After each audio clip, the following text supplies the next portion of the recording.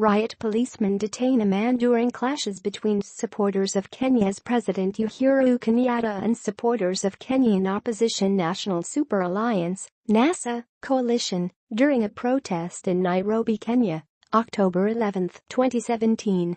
Credit Reuters. Baz Ratner. Kenyan officials have banned street protests in the nation's three largest cities, just days after the main opposition leader dropped out of the upcoming presidential election because of concerns the voting process would not be fair.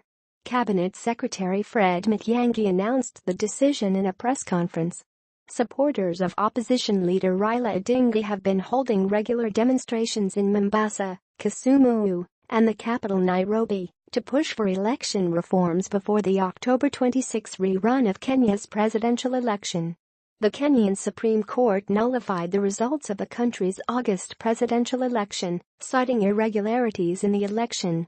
Incumbent President Uhuru Kenyatta was originally declared the winner. Odinga withdrew from the race Tuesday, saying the Electoral Commission had not fixed problems with the voting process and that new laws introduced in Parliament strongly favored the ruling party. In a statement, Kenya's Interior Minister said the ban on protests was put in place Thursday because the demonstrations present a clear, present, and imminent danger. Some of the protests have involved looting and violent clashes with police. In a separate press conference, Senate Minority Leader Moses Wetangula said the ban was unconstitutional, null and void. President Kenyatta has voiced public support for new election reforms, but has also said the election would go ahead, with or without Odinga. Since the initial presidential election, protests have been taking place throughout the county on a nearly daily basis, leaving 37 people dead.